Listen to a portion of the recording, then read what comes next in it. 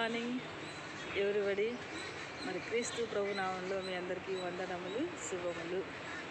మరి లైవ్లో మరి మీ అందరినీ కలుసుకుంటున్నందుకు దేవుని కృపలో మరి సంతోషంతో ఆనందంతో ఉంచినాను. Friends, Facebook friends, WhatsApp friends, YouTube friends, అలా అందరికీ క్రీస్తు ప్రభు నామంలో మీకు వందనములు తెలియజేస్తున్నాను.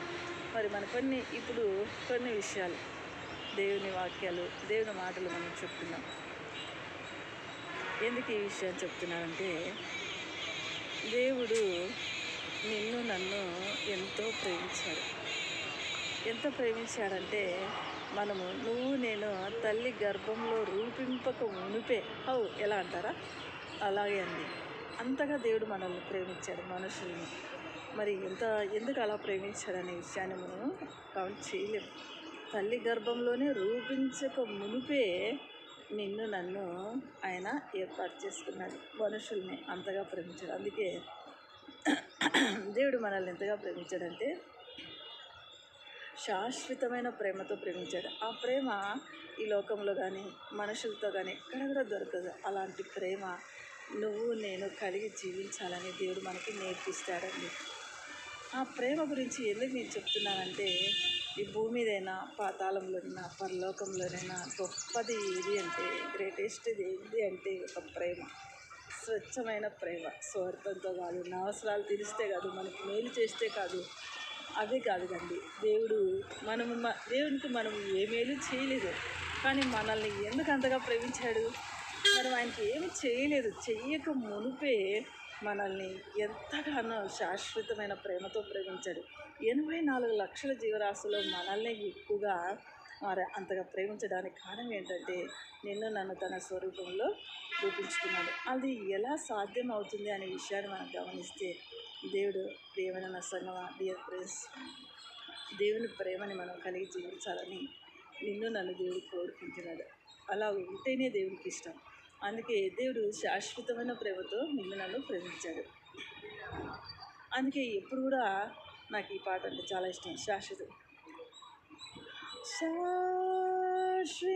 శాశ్వతమైనది నా యేసుని ప్రేమ,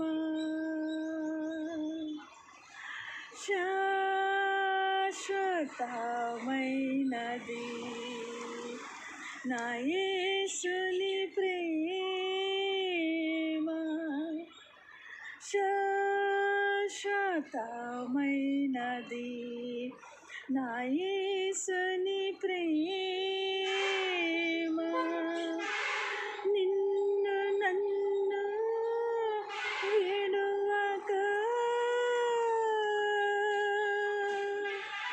తన కృప చూపుచున్నది నా యేసుని ప్రేమ. నిన్ను నన్ను విడువక తన కృప చూపుచున్నది నా యేసుని ప్రేమ, శాశ్వతమైనది నా యేసుని ప్రేమ. నీవు నేను దేవదూతలైనను, లోక బంగారు సంపదనైనను, దేవుని ప్రేమను వర్ణించగలమా? నీవు నేను దేవదూతలైనను, లోక సంపద ధన ఐశ్వర్యమైనను, దేవుని ప్రేమను, నా యేసయ్య ప్రేమను వర్ణించగలమా? వర్ణించగలమా? శాశ్వతమైనది నా యేసుని ప్రేమ, శాశ్వతమైనది నా యేసుని ప్రేమ. ఎందుకు ఈ విషయం నేను చెప్తున్నాను ప్రేమన సంగమా? దేవుడు ఒక వాక్యం చెప్తున్నాడు. ఆదికాండం 1 అధ్యాయం 1 వచనం ఏం చెప్తుందంటే, ఆదియందు దేవుడు భూమిని ఆకాశములను సృష్టించెను. ఎంత బాగుంది కదండి ఈ వాక్యము. అక్కడ దాని అర్థం ఏంటి అంటే, ఆదియందు దేవుడు భూమిని ఆకాశం సృష్టించాడు. ఏమీ లేదండి, నథింగ్, జీరో కూడా లేదు, ఏమీ లేదు అసలు. అలాంటి సమయంలో దేవుడు ఇది లోకానికి రాక మునిపే మరి భూమిని ఆకాశం సృష్టించాడు. అంటే నిన్ను నన్ను తల్లి గర్భంలో మనము రూపించక మునిపే, తల్లి గర్భం నుంచి మనం రాక మునిపే, అసలు తల్లి గర్భంలో మనం పుడతాము అనే ఏమీ లేక మునిపే, నథింగ్ అండి, అప్పుడే నిన్ను నన్ను ప్రేమించాడండి. ఈ ప్రేమ నువ్వైనా వర్ణిస్తావా, నేనైనా వర్ణిస్తామా, దేవదూతలైనా వర్ణిస్తాయా, ఈ లోక సంపద భూములైనా వర్ణిస్తాయా చెప్పండి అండి. మీరు ఒకసారి గమనించండి. అక్కడ అందుకే దేవుడు తన రూపంలో, తన స్వరూపంలో నిన్ను నన్ను రూపించుకున్నాడు. ఎంత మంచి దేవుడు కదా. అందుకే ఈ వాక్యము ఎంత మర్మంగా మనకి తెలియపరుస్తుంది. దేవుడు ఆదియందు దేవుడు భూమిని ఆకాశములను సృష్టించెను. నథింగ్ అండి, ఏమీ లేని సమయంలో దేవుడు అలా సృష్టించాడు ఆయన ఆలోచనతో. అలాగే నువ్వు నేను తల్లి గర్భంలో రూపించక మునిపే, అసలు మనకు జన్మలే తెలియదు, ఏమీ లేక మునిపే, ఈవెన్ మన తల్లిదండ్రులు పెళ్ళి కూడా చేసుకోక మునిపే, వాళ్ళ జన్మ కూడా లేక మునిపే నిన్ను నన్ను ఆ విధంగా సృష్టించుకున్నాడండి. ఇలాంటి దేవుణ్ణి నువ్వైనా నేనైనా వర్ణించగలమా? ఆయన ప్రేమతో మనల్ని నిన్ను నన్ను సృష్టించుకున్నాడు. మరి మనం ఎందుకండి ఆయన ప్రేమ కలిగి నువ్వు నేను జీవించాలి. మనము ఇతరులను ఎలా ప్రేమిస్తున్నాము, బయట వాళ్ళని ఎలా ప్రేమిస్తున్నాము, ఇంట్లో వాళ్ళని ఎలా ప్రేమిస్తున్నాము, మనకి మనకి మనకి నమ్మకమైన వాళ్ళని ఎలా ప్రేమిస్తున్నాం. మనం అనేక రకాలుగా పేదవారిని ఒక రకంగా, ధనవారిని ఒక రకంగా, ఇంకోని ఒక రకంగా మనం అలా ప్రేమిస్తాం. కానీ నా యేసయ్య అలా అలా ప్రేమను కోరుకోలేదండి.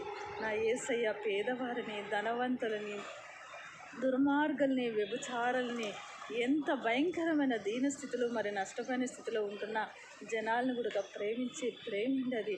ఎలాంటి వారినైనా ప్రేమించే ప్రేమ అండి. అదే వీళ్ళు వ్యభిచారం చేస్తున్నారని దేవుడు దూరం పోలేదు, వీళ్ళు దొంగలని దూరం పోలేదు, వీరు పదే అబద్ధాలు చెప్పి బతుకుతున్నారే అని దేవుడు నిన్ను నన్ను కూడా విడిచిపోలేదండి. అంటే ఎలాంటి వారైనా, పేదవారైనా సరే అందరిని కూడా ఒకే రకంగా చూస్తూ నిన్ను నన్ను తన స్వరూపంలో మనల్ని రూపించుకొని అంతగా ప్రేమించాడండి. మరి ఈ ప్రేమ కులము లేదండి, జాతి లేదండి, మతం లేదండి, భేదం లేదండి, ఏది లేదు నా యేసయ్యకి. అందరినీ ఒకే రకంగా ప్రేమించే ప్రేమ అండి. ఈ ప్రేమ పాతాళంలో ఎత్తుకొచ్చు, భూమిలో ఎత్తుకొచ్చు, పరలోకంలో ఎక్కడ వెతికినా ఆయన ప్రేమ ఒకే రీతిగా ఉంటుందండి. మరి ఇలాంటి నా యేసయ్యని మీరు జ్ఞాపకం చేసుకోకుంటే మరి నువ్వు నేను ఎలా ప్రేమిస్తున్నాం? మనం నా వాళ్ళని నేను ఒక రకంగా ప్రేమిస్తున్నామా, బయట వాళ్ళని ఒక రకంగా ప్రేమిస్తున్నామా, వీళ్ళు పేదవారని నువ్వు నేను ఒక రకంగా ప్రేమిస్తున్నామా, వీళ్ళు చెడ్డవారని ఒక రకంగా ప్రేమిస్తున్నామా, వీళ్ళు దొంగలని ఒక రకంగా ప్రేమిస్తున్నామా అని దేవుడు నిన్ను నన్ను లెక్క అడుగుతున్నాడు. ఎలాంటి వారినైనా మనం ప్రేమించాలి. తీర్పిచ్చేది నువ్వు నేను కాదు, కానీ దేవుడు చేసుకుంటాడు. కానీ ఆ విషయాన్ని మనం గమనించినప్పుడు మనం ప్రేమ కలిగి జీవించాలి, దేవునికి ఇష్టంగా జీవించాలని దేవుడు కోరుకుంటున్నాడు. నిన్ను నన్ను ఎందుకు పదే కోరుకుంటున్నాడు అంటే మరి ఆ ప్రేమను కలిగి జీవిస్తున్నప్పుడు ఆ ప్రేమ ద్వారానే పరలోకాన్ని పొందుకోగలుగుతాం. చనిపోయేవారు కూడా లేస్తారు. ప్రేమ అస్వచ్ఛమైన ప్రేమ అండి. స్వార్థంతో కూడిన ప్రేమ నా యేసయ్యలో లేదండి. ధనము, డబ్బుల, ఆస్తి, ఐశ్వర్యాలను చూసిన ప్రేమ లేదండి. యేసయ్య ఎలా ప్రేమిస్తున్నాడండి నిన్ను నన్ను, ఆ విధంగా మనం ప్రేమించాలని కోరుకుంటున్నాడు. అందుకే మనము ఈ లోకంలో జీవింపక మునిపే అసలు నథింగ్ అండి. అందుకే ఆ వాక్యం చదువుతున్నప్పుడు నేను చాలా ఆలోచించాను. ఆదియందు దేవుడు భూమిని ఆకాశం సృష్టించినప్పుడు అంటే ఏమీ లేని సమయంలోనే నీకు నాకు భూమిని ఆకాశాన్ని ఇంత అందంగా మనకి ఈ లోకాన్ని ఇచ్చాడు.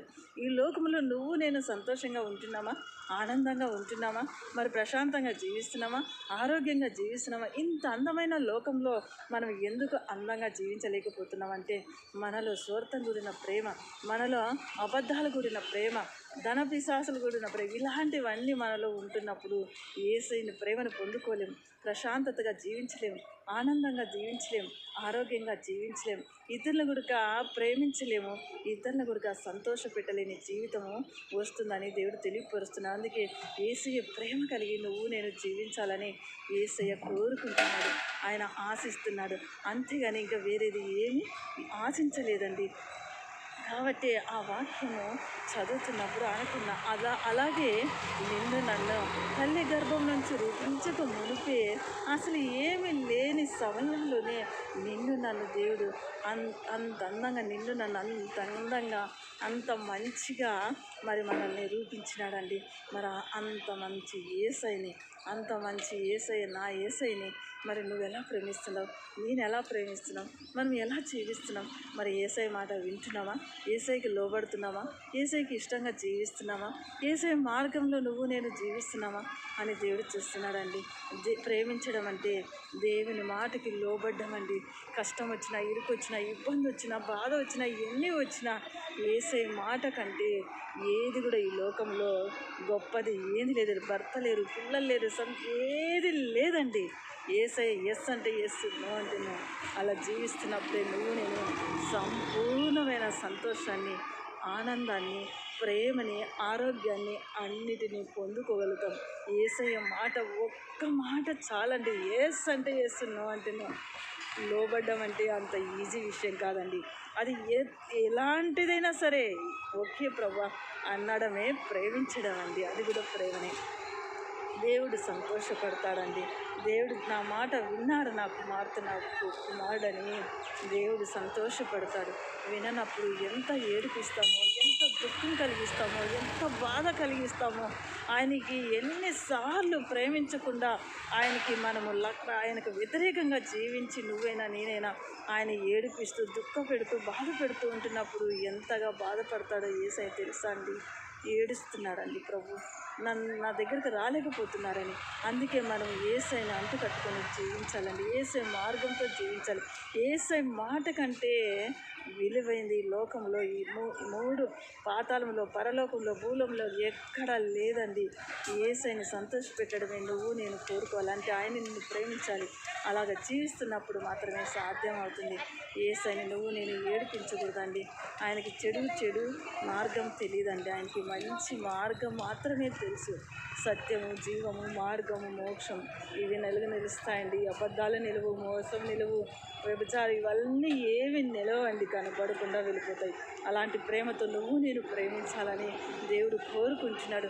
అలాగ నువ్వు నేను జీవించాలని, అలాగ మనం ఉంటున్నామని మనల్ని ఎవరు చూడకపోవచ్చు, ఎవరు ఏమి తెలియకపోవచ్చు, కానీ దేవునికి సమస్తము తెలుసండి. దావీదు రాసిన కీర్తన 139లో అంటున్నాడు ప్రభు, నువ్వు నేను కూర్చున్నట, పండుకొనుట, లేచుట, మన ఆలోచనలు, తలంపులు, మనం చేసే క్రియలు, కార్యాలు అన్నిటి కూడా దేవునికి తెలుసండి. మనుషులతో మనం తప్పించుకోవచ్చు, మనుషుల గురించి తెలియదు అనుకోవచ్చు, కానీ దేవునికి సమస్తం తెలుసు. మరుగైనది ఏది లేదండి. అందుకే నువ్వు నేను దేవుని యందు భయభక్తులు కలిగి జీవిస్తూ, దేవునికి లోబడుతూ, దేవుని ప్రేమిస్తూ దేవునికి ఇష్టంగా జీవిస్తున్నప్పుడు మరి ఇతరుల కూడా మనం బాధ పెట్టకుండా దేవునికి ఇష్టంగా జీవిస్తామండి. అందుకే దేవునికి లోబడాలండి. అది ఆస్తి అయినా సరే, పిల్లలైనా సరే, భర్తలైనా సరే, అది ఏదైనా సరే వదిలేసి వెళ్ళిపోవాలండి. దేవుని చిత్తము, దేవుని ప్రేమించడం అంటే అంత అసాధ్యమైంది కాదండి. దేవుని చిత్తాన్ని నెరవేర్చే, దేవుని చిత్తానుసారంగా నేను పెళ్లి చేసుకున్న నుంచి ఈరోజు వరకు నాకు సంతోషం లేదు, ఆనందం లేదు, దుఃఖము, బాధ, వేద ఇలాంటి వాళ్ళతో పెళ్ళి నాకు ఎందుకైందో దేవుని చిత్తం అనుకున్నామన్నారు. దేవుని చిత్తంలో ఎంత నరకంలో ఇప్పుడు అగ్నిలో పడి కాలుతున్నప్పుడు కూడా సంతోషంగా ఉంటుందండి. దేవుని చిత్తం కష్టమే, ఇబ్బంది, పరలోకము ఇరుకైన మార్గం అండి, విశాలమైన మార్గం కాదండి. అలాంటి ఇరుకైన మార్గంలో వెళ్తున్నప్పుడు దేవుని అంటగట్టుకొని బ్రతుకుతున్నప్పుడు మాత్రమే సంతోషము, సమాధానము, ఆనందము, మంచి ఆరోగ్యం లభిస్తుందండి. అది ఎలాంటి పరిస్థితి అయినా సరే ఇరుకు మార్గమే అండి. పరలోకము విశాలమైంది కాదు, పేరు చెప్పుకున్నంత మాత్రం రాదు, నువ్వు మనసు మారుకుంటే రాదు. దేవుడు పరిశుద్ధుడు, వెలుగు, ఆత్మీయుడు, నీతిమంతుడు, ఈ లక్షణాలని మనం కలిగి నువ్వు నేను జీవించాలని కోరుకుంటున్నాడు. ఇవన్నీ లేకుండా పరలోకం చేరలేమండి. అందుకే దేవుడు దొంగలకి ఎందుకు లాస్ట్ అయినా ఇప్పుడైనా మారండి అని అక్కడ హెచ్చరించాడు. ఇలాంటి విషయాలు మనం గమనించినప్పుడు మన ఆత్మని మనం కాపాడుకోవాలి. ఎవరి ఆత్మను వాళ్ళే కాపాడుకోవాలండి, లేకుంటే చాలా కష్టం, చాలా డేంజర్ రేస్లో మనం ఉంటున్నాము. కాబట్టి దేవుని ఏడిపించకుండా మరి ప్రేమ కలిగి జీవించాలి, దేవునికి లోబడాలి. అది ఎలాంటి పరిస్థితి అయినా దేవునికి ఇష్టమైన మార్గంలో నువ్వు నేను జీవించాలి. మరి అనేక మంది కూడా అలా ప్రేమ చూపుతున్నప్పుడు దేవుని తెలుసుకోగలుగుతారు. దేవుని రాజ్యం సమీపంగా ఉంది. అది ఇరుకైన మార్గం, విశాలమైన మార్గం కాదండి. అన్ని పరిస్థితుల్లో దేవుని అంటుకట్టుకొని జీవిస్తున్నప్పుడు మాత్రమే ఆ సంతోషాన్ని, సమాధానాన్ని, ఆరోగ్యాన్ని పంచుకోగలుగుతున్నాం. మరి ఈ మాటలు వింటున్న మీ అందరికీ కూడా కృతజ్ఞతలు చెల్లిస్తున్నాను. నా యేసయ్య మాటల్ని మీరు అంగీకరిస్తారని, మరి ఆయనకి లోబడతారని, ఆయన్ని ప్రేమిస్తారని, అదే ప్రేమతో నువ్వు నేను కలిగి జీవిస్తామని నేను మనసారా కోరుకుంటున్నాను. మరి ఎంత మంచి యేసయ్య కదా, అందుకే యేసయ్య అంటున్నాడు, యేసయ్య ప్రేమ శాశ్వతమైనది,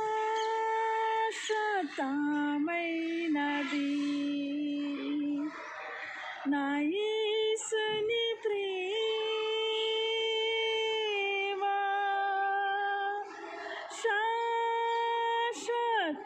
శాశ్వతమైనది, నా యేసుని ప్రేమ నిన్ను నన్ను విడువక తన కృప చూపుచున్నది, నిన్ను నన్ను విడువక తన కృప చూపుచున్నది, నా యేసుని ప్రేమ. నీవు నేను దేవదూతలైనను,